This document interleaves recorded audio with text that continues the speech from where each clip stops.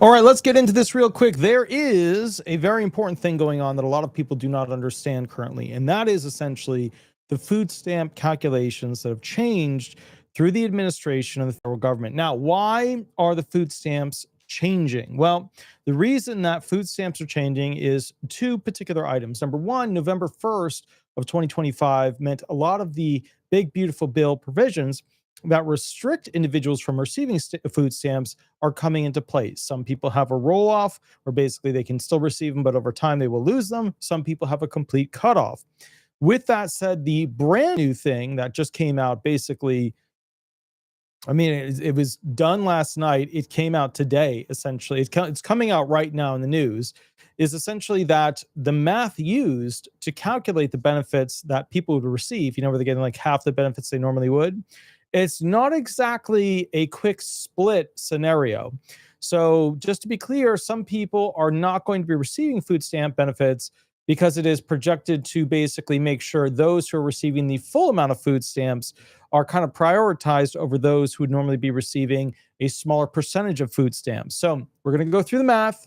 We're going to go through the details. I'm going to explain to you exactly what, how it works, what you should expect, so that if you're one of these individuals, and it's something like 5 million plus-ish individuals, they will not be receiving food stamps as a part of the half payout procedure that Trump is doing. Now, before I go into that, please remember to like and subscribe. A lot of you don't hit that like button. A lot of you don't hit the subscribe button. That's okay. I still love you, but please consider hitting the like button. With that said, also, I want to, before I go through this, because a lot of people are getting very hateful towards Trump, and I want to remember this is a in the middle channel. We talk about things that are good on the left and bad on the left. We talk about things that are good on the right and bad on the right. I'm noticing people having a very aggressive tendency towards Trump when it comes to this situation. So I want to put a disclaimer out there about what's going on. Trump is in a position where he is trying to make Schumer bend a knee to not get all those Democrat requested financial subsidies for people to get their health insurance, and also clinics, rural areas, tribal groups to get all their extra special funding.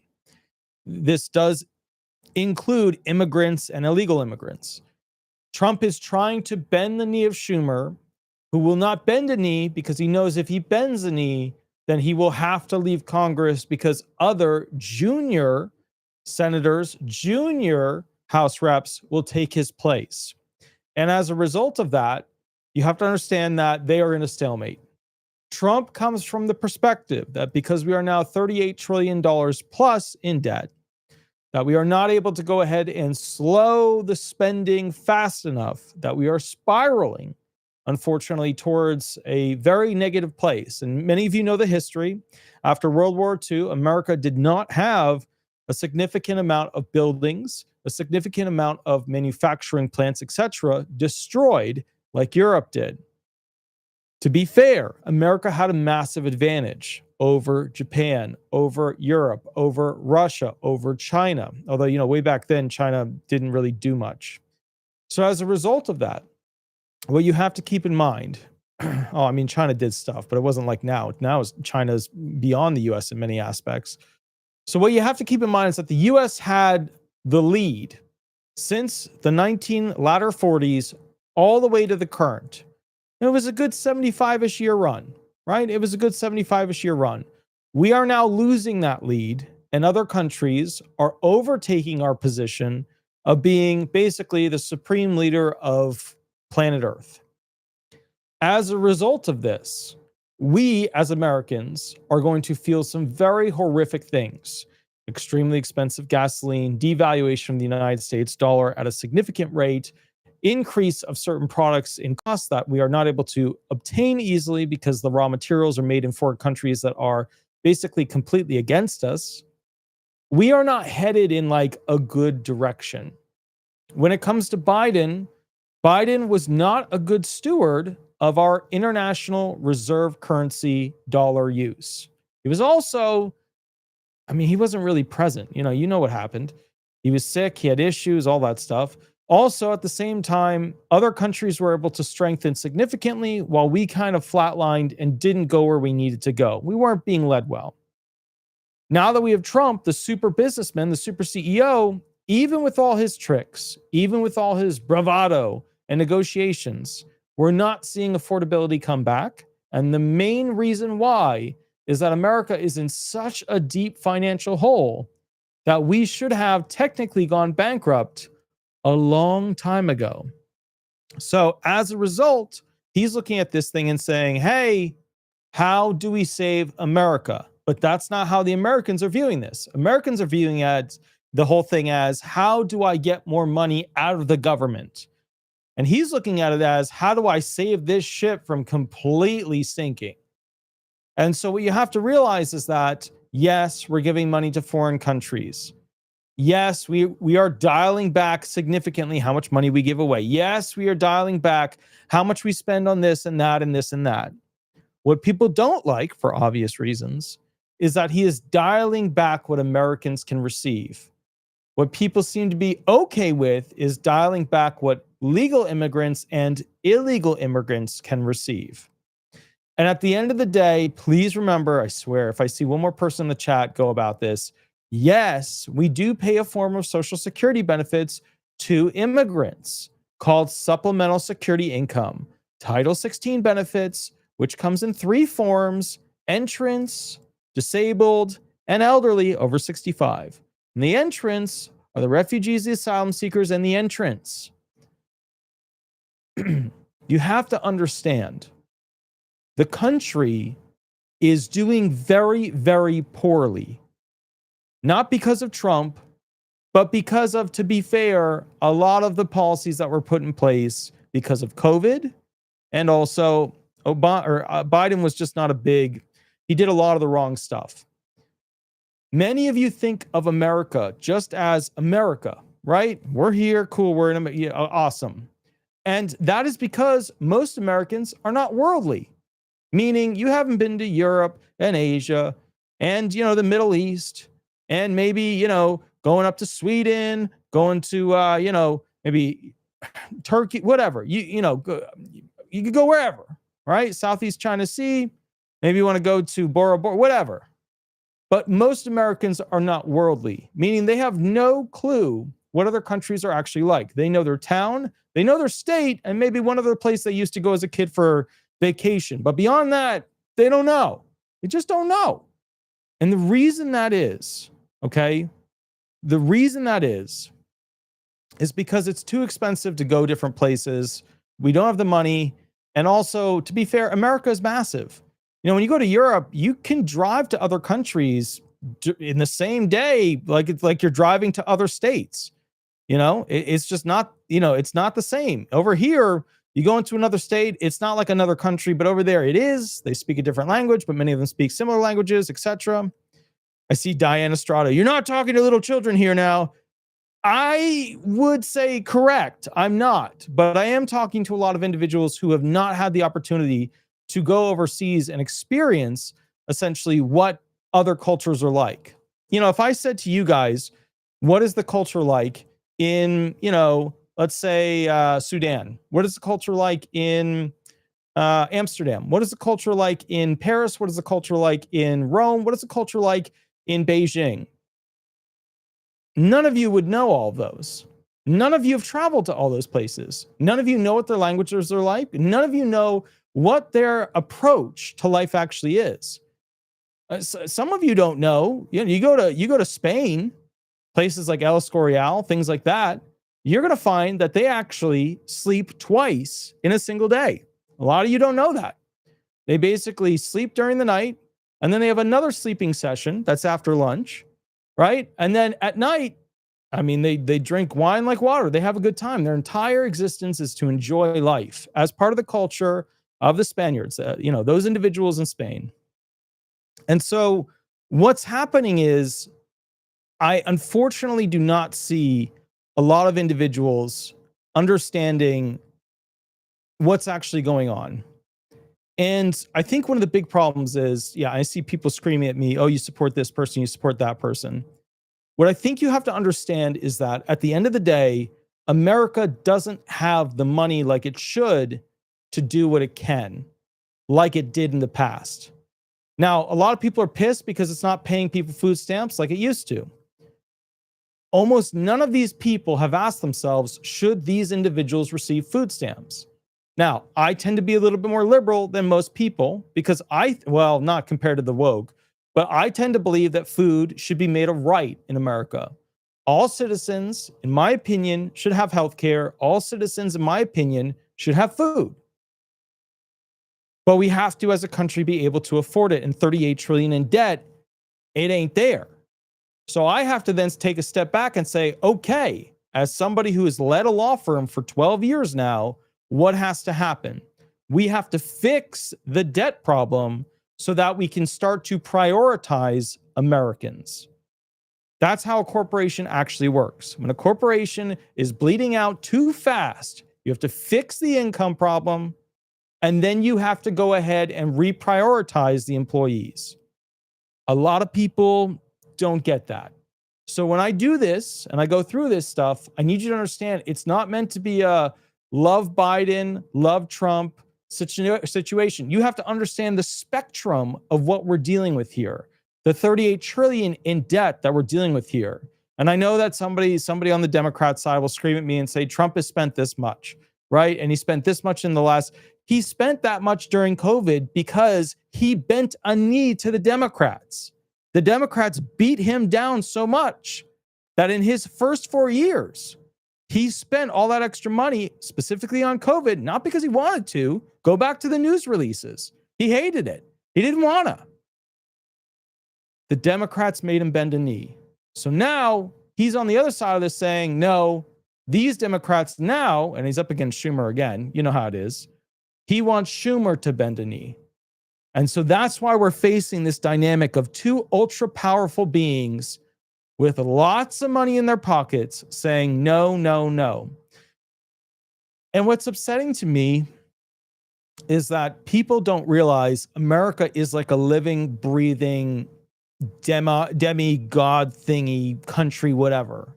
You know, and you guys hear me talk about judges like they're demigods because they pretty much are. They get to decide the fate of people that are relying on something to come from that judge, a stamp, a signature, whatever.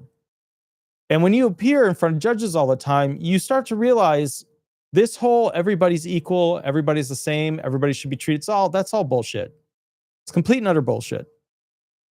If everybody was equal and everybody was the same and everybody should be treated equal and everybody should be treated the same, America would be very different. It would be extremely different.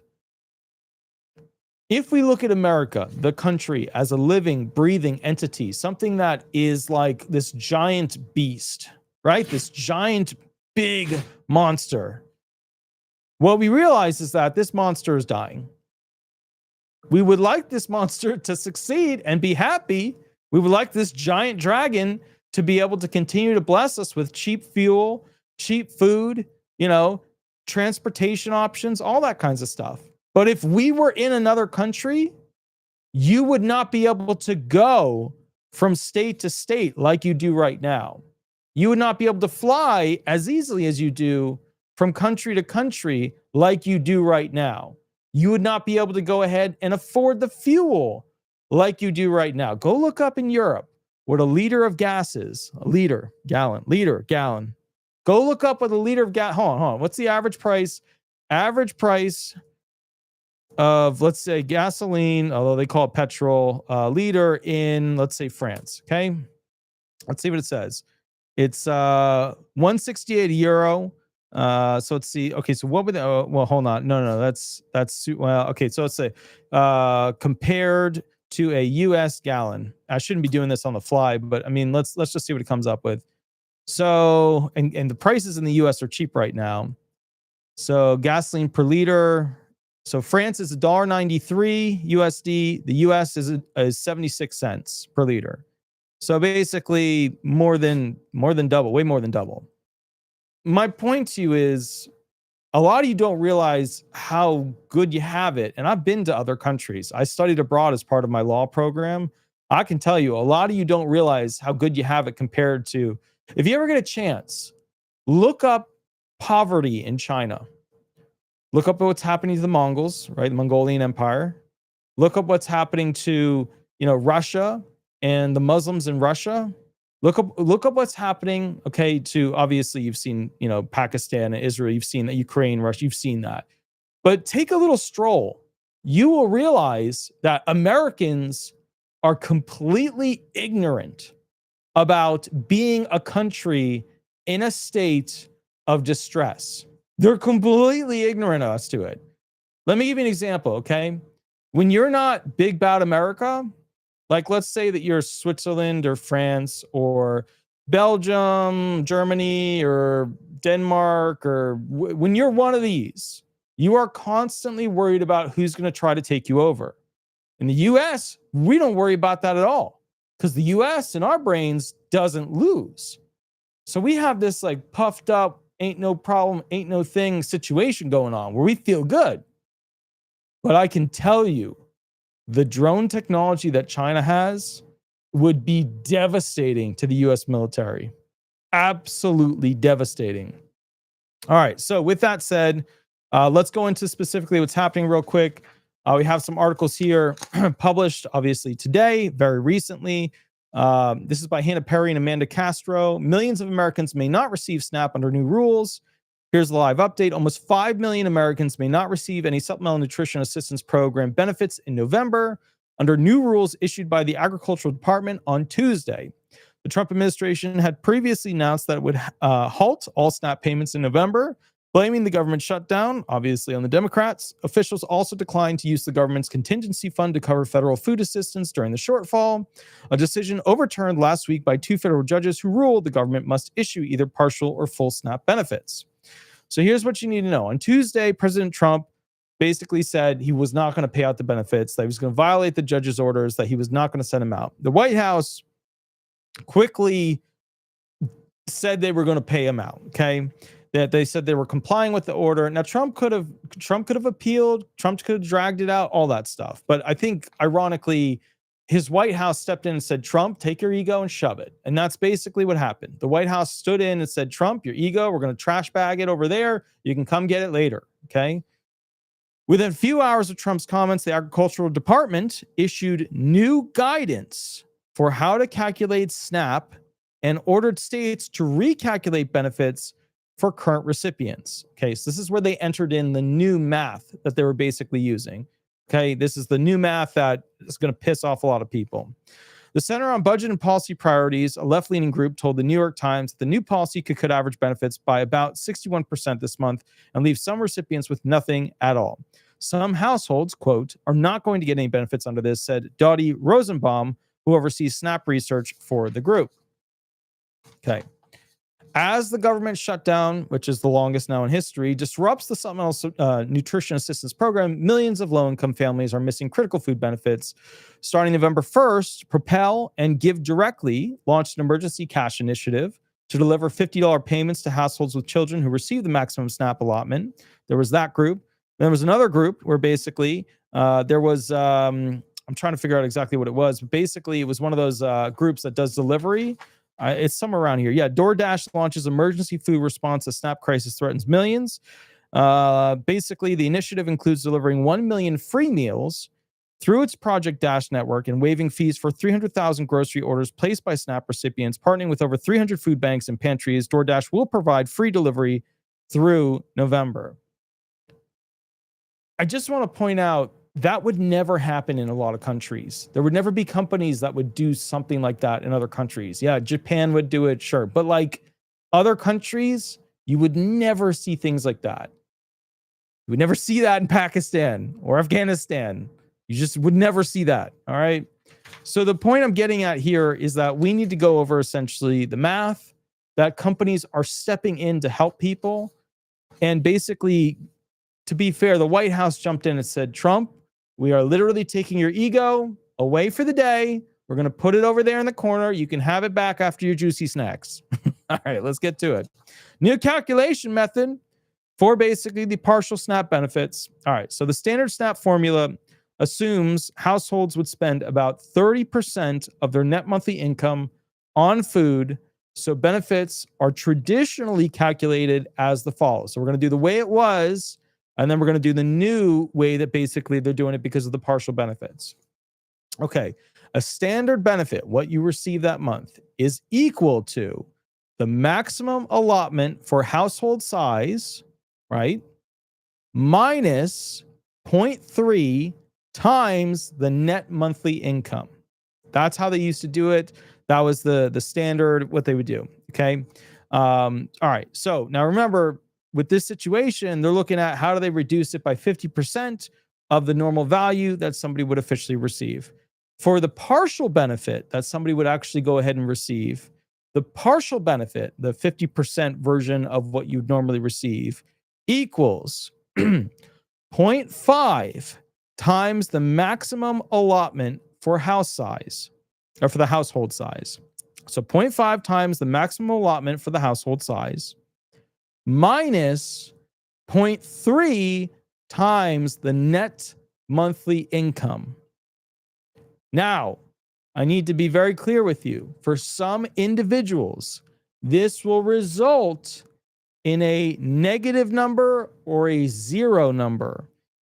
In that instance, because it's a half payment, the half partial benefit, the 0.5 max times the maximum allotment, the household, if it is a negative number or a zero number that results, that household will receive $0. Okay.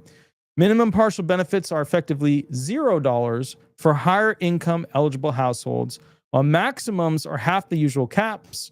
So let's say that there was a $583 food stamp to be paid for a family of 4 in the US. That would be down from the normal amount that they would, the normal amount they would receive would be like 1,166. So a regular family would traditionally get, in this half situation, $583. So this applies obviously to the recipients, and then basically, the new applicants, just so you understand, who certified in November are going to get $0 due to the fund exhaustion. So if you're just applying for food stamps, don't have an expectation to get any money. Okay. Now, I need you to understand something else that is important about this. The USDA provided revised tables in its guidance about basically how funds are going to be paid out. I'm going to read those specifically to you, and then I'm going to, walk you through household size, like 1 person, 2 person, 3 person, 4 person, 5. I'm going to walk you through the household size, and then we're going to talk about specifically what kind of check you can expect if the math supports that you should receive a check. Because remember, there's around 5 million-ish people that are not going to receive a check based on this new calculation math. And then we're going to cover the big, beautiful bill and the November 1st changes, because there's also people who are not going to receive food stamps at all, or are only going to get a partial payment because of the big, beautiful bill new requirements. All right. Now, under the new math, under the USDA, remember, Trump said, I don't want to pay out these benefits, screw Schumer. Schumer is, constantly saying Trump is evil. So bottom line is, Trump said, okay. So then the White House reached out to USDA. USDA now has created this new math. Here's how it actually applies. A person, a one-size household in the contiguous US and DC gets a 50% of normal, would be around $131. If you're in Alaska, you get around $188. If you're in Hawaii, you get around $150. If you're in Guam, $153. Virgin Islands, you get around $163. If you're a household of 2 for food stamps, contiguous United States and DC, you get around $239. Alaska, $348. Hawaii, $277. Guam, $283. Virgin Islands, $300. Household size of 3. Contiguous United States and DC, $347. Alaska, $494. Hawaii, $393. Guam, $402. And Virgin Islands, $426. Household size of 4 people in the household. Contiguous United States plus DC, $455. Alaska, $635. Hawaii, $504. Guam, $515. Virgin Islands, I really want to go see those, $546. If you have a household of 5 people, 5 recipients, contiguous United States and DC, $542, Alaska, $762, Hawaii, $603, Guam, $617, Virgin Islands, $654. Okay. If you have a household size of six, contiguous United States and DC, you'll get $650. Alaska, $908. Hawaii, $722. Guam, $738. Virgin Islands, $783. Okay. Now, if you have a family size, a household size of seven household people, contiguous United States and DC, $758. Alaska, $1,055. Hawaii, $840. Guam, $859. And Virgin Islands, $911. Now, if you have a household size of 8 people, contiguous United States, $865. Alaska, $1,202. Hawaii, $958. Guam, $980. Virgin Islands, $1,039. If you have a household size of 9 people, or for each additional person that is added, this is how much you will get under the new math. Contiguous United States and DC, plus $108 per additional person over 8 people. Alaska, $147. Hawaii, $118. Guam, $121. And Virgin Islands, $128. Okay. Now, you understand some of these groups will be in the math where the number equates to a 0 or a negative number. This is usually obviously going to be people who receive smaller amounts in general. And that's because they are prioritizing those who are supposed to receive the maximum amount because they are in the most need. Okay. Princess Diana, thank you for the $2 donation. Putting a big heart right there. Hey, Walter, how are Sweetie and Shadow? They're doing good. Sweetie's over here snoring, and Shadow was the one sniffling right over there. So I just gave him his sniffle medicine, so he should be doing good. He's doing great. All right, let's get to who is going to essentially face the loss or reduction of SNAP benefits based off of the big, beautiful bill, which for some states, November 1st, changed how everything is done. Okay, let's go through it because I want you to understand specifically how this works. Okay. All right. I'm going to go through basically each group, and I'm going to kind of describe to you what happens with each group. That way you guys are on board. But remember, just for those joining us right now, we've summarized essentially what is the climate of America, what food stamps are being recalculated as, how the reduction is occurring, what is the math used, and now we're using basically what's going to happen to a lot of particular categories of food stamp recipients who are affected by the big, beautiful bill. Group number 1, able-bodied adults without dependents that are age 18 to 59. These are non-disabled adults without children or other dependents who fail to work, train, basically go try and find a job, do the functions of getting a job. Up to 2.5 million adults nationwide. They will have the highest losses in low unemployment areas. So, like suburbs, things like that, basically rural areas, places where they just don't have money, things like that, long highways in the middle of them. Here's the deal. They've expanded the work requirements. It used to go to 54. Now they want people up to age 59 to basically have the new work requirements. And essentially, after November 2nd, there's going to be, all prior waivers for high unemployment areas. They end November 2nd.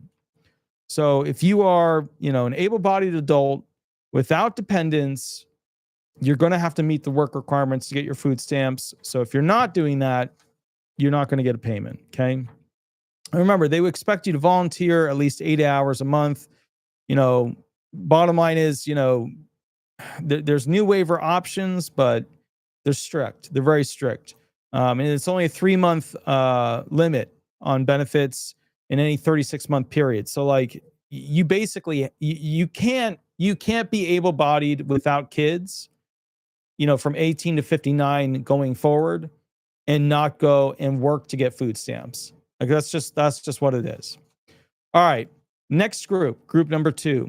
Certain non-citizens and immigrants, lawful permanent residents, refugees, asylum seekers, and other qualified aliens not meeting new public charge or residency tests Basically, what happens is they've revised the alien eligibility rules under the OBBBA, Section 28, excluding many who previously were eligible after a 5-year wait period.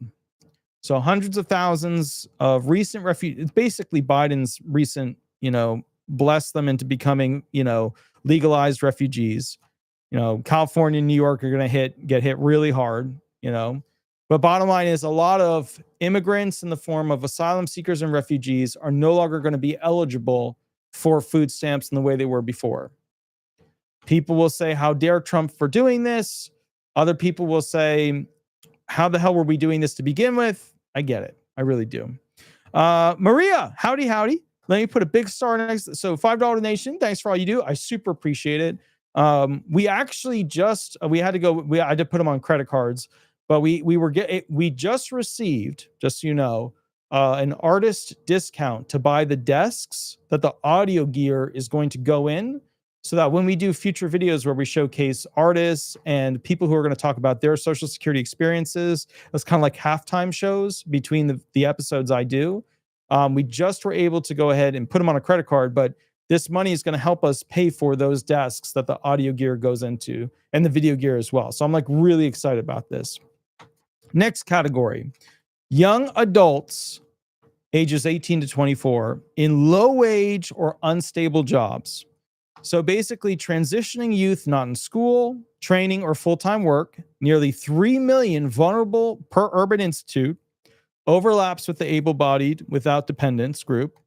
They will have stricter proof of work documentation to complete and no exemptions for part-time or gig economy roles under 80 hours per month. My point to you is this, okay? People have different expectations when it comes to work. And that's fine. That's totally good. That's totally fine. That's totally acceptable. Where I come from as what people would call a workaholic, somebody who has an unhealthy relationship with Social Security, as I would put it, where I come from with this whole thing is that at the end of the day, I had to start working when I was like, I think it was like probably 12, 13. Well, no, it was before that. It was before I was 12, before probably around 10-ish when I started like do stuff in the garage, basically help fixing stuff. I had to go ahead and start working at a very young age. I grew up on a farm, and farm kids, they work because that's what they know, right? And then to be honest, my parents weren't super into the drinking thing, so I didn't get into like the whole, Friday night, Saturday night, going to the local, the local watering hole and getting stuff. I went and just constantly worked. So as a result of that, when people are like, oh, nobody should work before they're 18, I'm like, what are you talking about? That makes no sense whatsoever. Like, you should start working in my world. You start working around, 12, 13, 14, 15. And, you learn how to do it. You know what I mean? You learn how to respect your shitty bosses. That's what it is. You learn how to do stuff. You learn how to smile and do that like fake smile thing where you're like serving somebody like, here's your biscuits, like you learn it, when people have to start learning that at 18, I'm just like blown away. I'm like, how the hell does that work? Like, you just didn't work all that time? Like, you missed out. Like, how did you afford your video games? And then they're like, well, my parents bought them for me. I'm like, what? What? I come from the original Nintendo era. Okay. I have stripes on my shoulders. All right. I remember the first Nintendo. I remember the system that came before that, the Ataris. All right. So now that I've been on my soapbox on that, my point to you about this is that America is trying to get people to work because America needs more taxes to be paid. Now, the Biden method is to hire on 90,000 something, IRS agents to try and suck more money out of the current people that are working. And some of that needed to happen because there was a lot of fraud. There was. On the other hand, right, and me, like I have those programs, like I have ADP, and they just take the taxes out, and it is what it is, But and taxes are horrific. They are horrific at this point. Taxes are bad. I don't know if you guys realize how bad taxes are, but a lot of disabled and retired don't know how taxes are now because they've been out of it. You know what I mean? Like the taxes don't come out of their benefit check, but they're bad. They are so bad. Like I don't, I sit back and like there's a lot of countries I could move to and keep like a third more. Like it's like that. It's like that at this point. So the thing basically is this.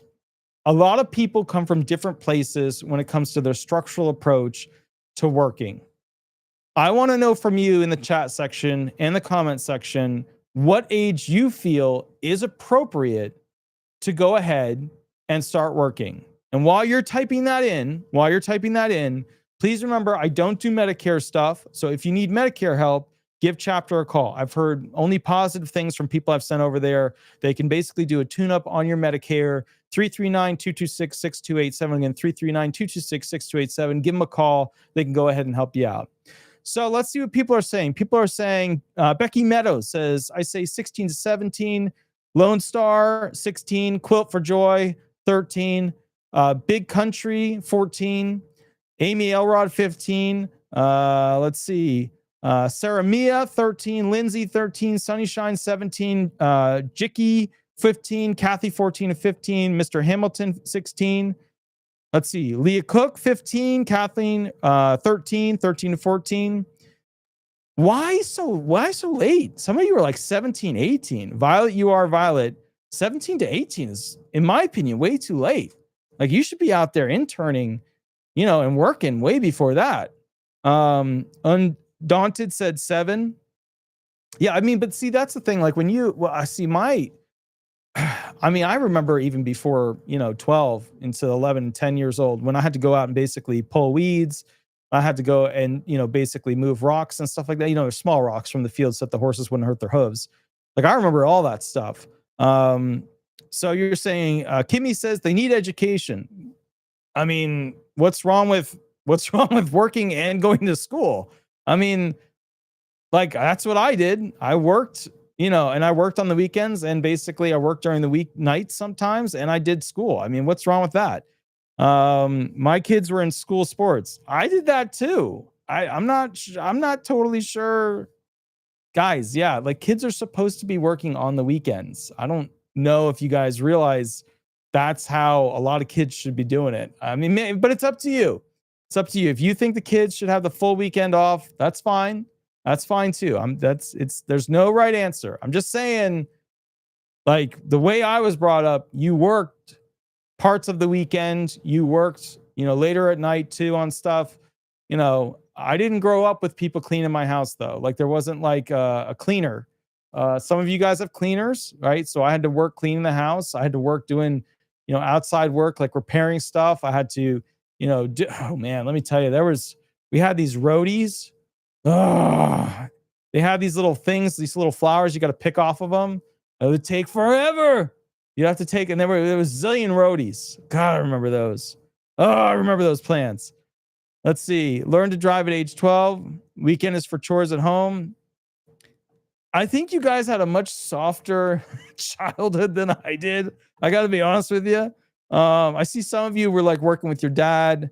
And I think that's a good point too. I think like dads are essential for making their kids do like, physical labor work. And I think like moms nowadays are like, they do a lot of the house stuff that kids should be doing.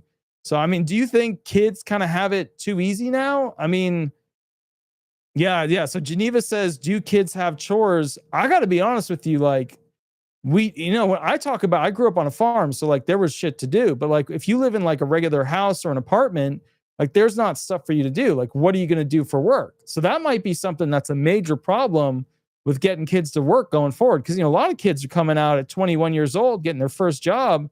I look at that, I'm just like, what the hell? I've worked for Starbucks. I worked for music stores. I've worked as a computer technician.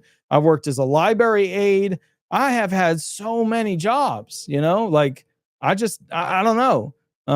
Kids. All right. So, Bren said kids at age 16 should have a part-time job. First real job at 16, McDonald's. Yeah. I mean, I did that stuff too. Mine was coffee. I got to be honest with you. Those Starbucks people, the customers, rabid animals, the lot of them. If they don't get their caffeine, whoo, let me tell you, you want to talk about a class 5. I'm making shit up at this point. A class 5er. woo, let me tell you, they are angry. And then if you don't get it perfect, oh, I want a macchiato, blah, blah, chaka, blah, blah, blah, blah, blah, blah, blah, and extra blah on top. And I want sprinkles, and I want it to look perfect. And I want it to be in a cup, and I want you to spell my name right the first time. Nobody knows how to spell your name if it's different. Nobody knows. You have to spell it to me for me to type it in. Actually, at that point, we were penning it. We would write it on a pen.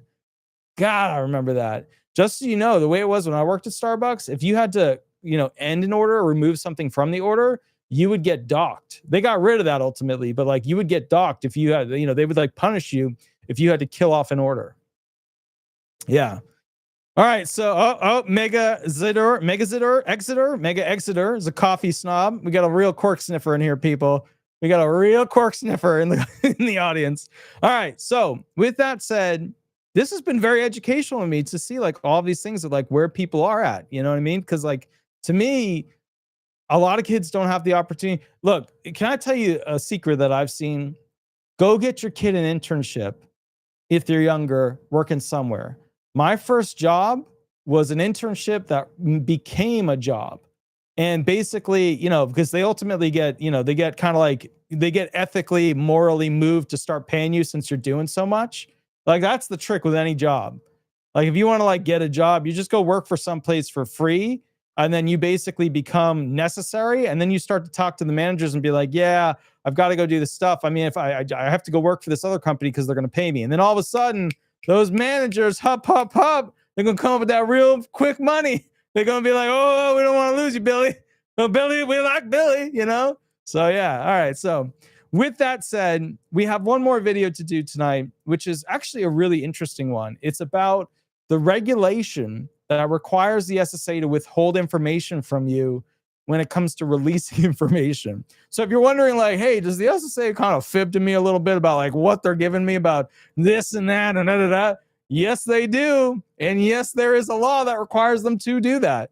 All right. With that said, I will catch you all in the next video. Please remember, Attorney Walter Hnot, the most viewed. Subscribe to and clicked on Disability Attorney in America.